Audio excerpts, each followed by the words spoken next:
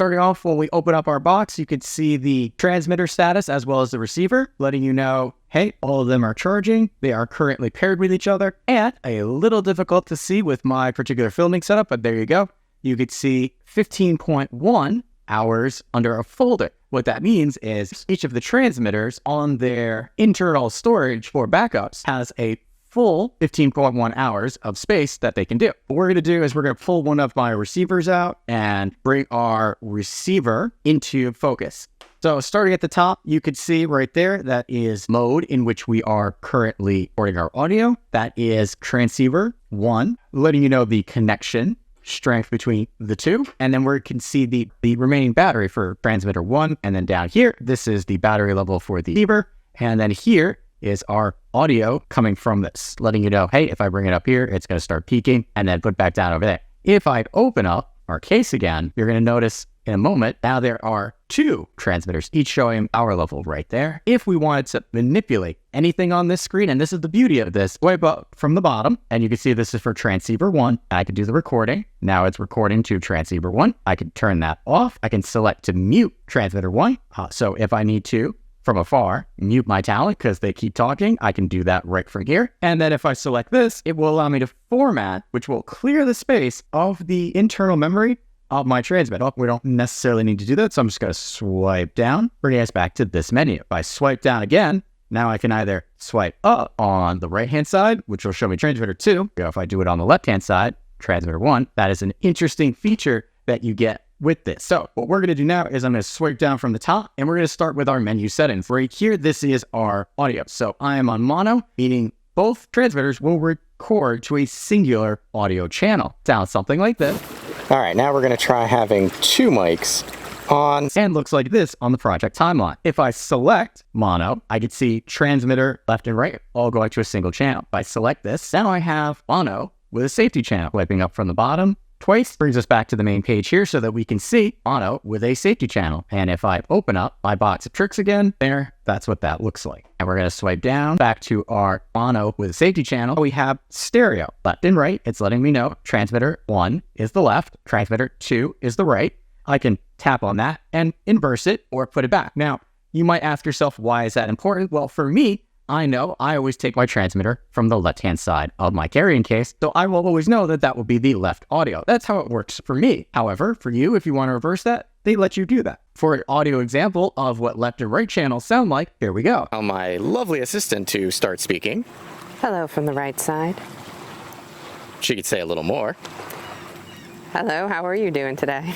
And this is what that looked like on a project timeline. I'm going to come back to stereo, select mono, and swipe up to return to my previous menu. If I swipe over to the right, this is receiver gain. So this is the gain that the receiver will apply to the transmitters coming in. Selecting that, well, you can see I'm at 0. I could slide this all the way to the left and have negative 12 dB, and all the way to the right and have plus 12 dB. Now, the one thing that I wish was a little better was that when I try and come back to the center, you see it took me a little time to get there. I wish there was a double tap to recenter that. But this is the receiver gain. Now, I specify that because as we move along, there will be other places that we can select the transmitter gain, allowing us to alter just a singular device coming into the receiver. Coming over to the right, well, this is our headphone volume. Again, we have a negative 12 to positive 12 dB. So if we plug in headphones into the side of our receiver right here, this will allow us to listen to audio, and we can increase the volume if we're in a very loud situation. Swiping and coming over to the transmitter settings. I'm going to select this. Here we have our low cut filter. Selecting that, well, you can see I have it on, but you can have it off. What this will do is try and cut out some of those lower tones that kind of get in the way of your audio at times. Not everybody uses it, but it's there if you need it. Here we have transmitter gain. So if I select this right now, I have transmitter 1 and transmitter 2, and I can from here select again negative 12 to positive 12 per transmitter, allowing me to make up for somebody who has a louder speaking voice on one and a lower speaking voice on another. I like the fact they give you so much customization built right into this little device. Next, we're going to come over to record stop lock. Well, if we select this, we want to have record stop lock on or off. By default, that's off, but there's another way that we can enable the lock, which I'll show you momentarily. Over on our transmitter settings, we have auto record. Selecting this, you have on and off. What that'll allow you to do is once you pull the transmitter out of the box, once it's already been paired, this will allow for recording to start directly on your transmitter. It's very good, especially if you happen to accidentally remove your receiver cable and have lost audio. We've all done that at one point in our YouTube career. Next, we have our vibration notice. Vibration notice is very useful, especially with the receiver, because, well, maybe I want to mute myself or maybe I want to turn it off. I want a vibration letting me know, hey, this has happened. This actually is something that came with a fairly recent firmware because DJI actually listens to the user. This will allow me to, if I select this, have low, medium, and high, or completely off the lights on my transmitter. So right now I have it on high. If I select low, I can barely see that's on now,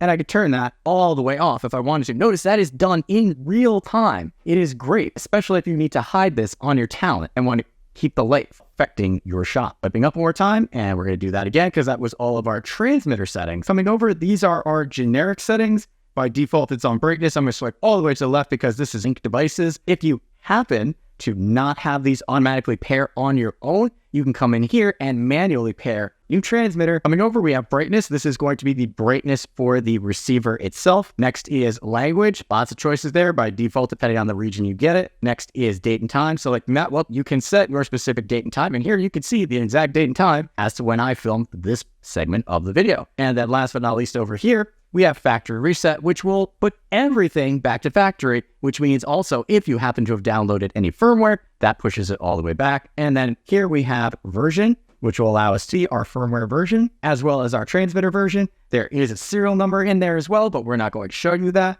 And then compliance info right there. Selecting that, well, it's going to give you a little bit of information that you can read on a bitty tiny screen, but it's not actually necessary. But that is everything that you can do from the touchscreen menu right here. Well, one of the biggest things that I have with touchscreens is, what if I accidentally touch that? Well, if we come over to the power button and quickly tap that, well, now you see it says screen lock. So no matter what I do, that is not going to affect my screen. And it's simply come back and tap, and it unlocks it, and I can do what I need to do. So great if you're a little clumsy like I am. That is a look at the menu system for the DJI transmitter and receiver.